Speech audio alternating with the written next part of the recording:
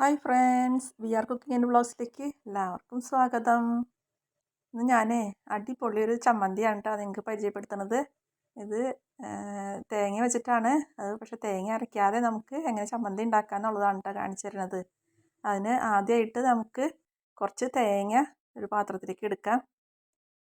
അത് ഓരോരുത്തർക്കും എത്ര ക്വാണ്ടിറ്റി വേണമെന്ന് വെച്ചിട്ടുണ്ടെങ്കിൽ ആൾക്കാരുടെ എണ്ണ അനുസരിച്ചൊക്കെ ചമ്മന്തി കൂടുതൽ ഉണ്ടാക്കണമെന്നുണ്ടെങ്കിൽ തേങ്ങ കൂടുതൽ എടുക്കാം കേട്ടോ.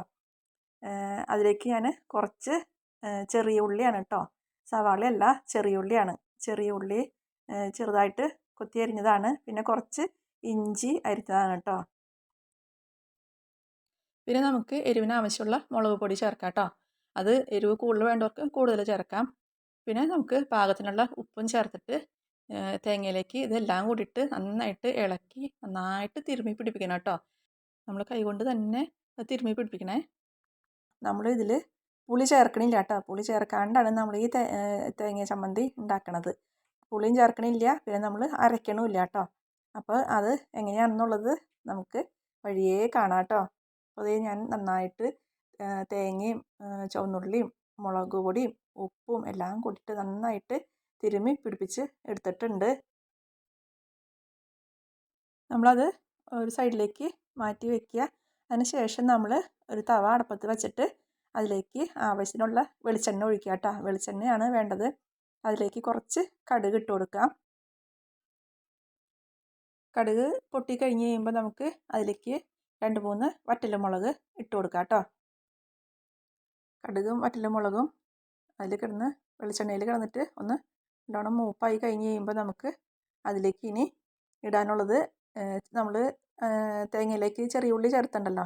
അപ്പോൾ അതിൻ്റെ ഒപ്പം തന്നെ കുറച്ച് ചെറിയ ഉള്ളി അരിഞ്ഞതും പിന്നെ കുറച്ച് കറിവേപ്പിലയും കൂടി ഇട്ടിട്ട് നമുക്ക് അതും കൂടിയിട്ടൊന്ന് മൂപ്പിച്ചെടുക്കാം.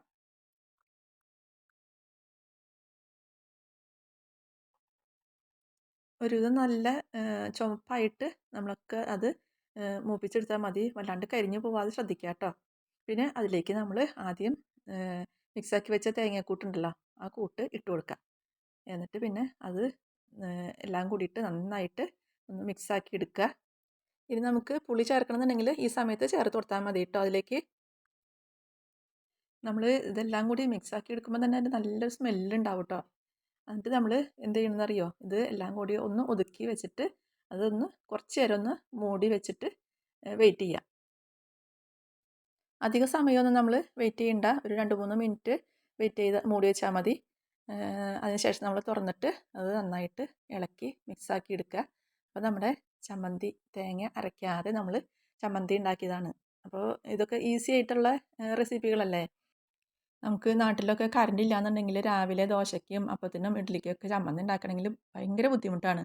അപ്പോൾ അങ്ങനെയുള്ളവർക്കൊക്കെ ഈസി ആയിട്ട് നമുക്ക് ചെയ്യാവുന്ന ഒരു ചമ്മന്തിയാണിത്. അപ്പോൾ നമുക്ക് തേങ്ങ അരയ്ക്കാതെ നല്ല സൂപ്പർ ടേസ്റ്റിൽ നമുക്ക് ചമ്മന്തി ഉണ്ടാക്കാൻ പറ്റും കേട്ടോ. വീഡിയോ എല്ലാവർക്കും ഇഷ്ടമായെന്ന് വിചാരിക്കുന്നു. വീഡിയോ കണ്ടിട്ട് എല്ലാവരും ലൈക്ക് ചെയ്യുക, കമൻറ്റ് ബോക്സിൽ കമൻറ്റ് ഇടുക. ചാനൽ സബ്സ്ക്രൈബ് ചെയ്യാത്തവരുണ്ടെങ്കിൽ സബ്സ്ക്രൈബ് ചെയ്യാനും മറക്കരുത് കേട്ടോ. ഞാൻ ബെല്ലൈക്കണും കൂടി ഒന്ന് ഓപ്പൺ ആക്കിയിടുക. എന്നാൽ മാത്രമേ നിങ്ങൾക്ക് പുതിയ വീഡിയോസിൻ്റെ നോട്ടിഫിക്കേഷൻ കിട്ടുള്ളൂ കേട്ടോ. അപ്പോൾ നമുക്ക് ഇനിയും ഇതുപോലെ നല്ല നല്ല പുതിയ ഓരോ റെസിപ്പികളായിട്ട് വീണ്ടും കാണാം. Thank you.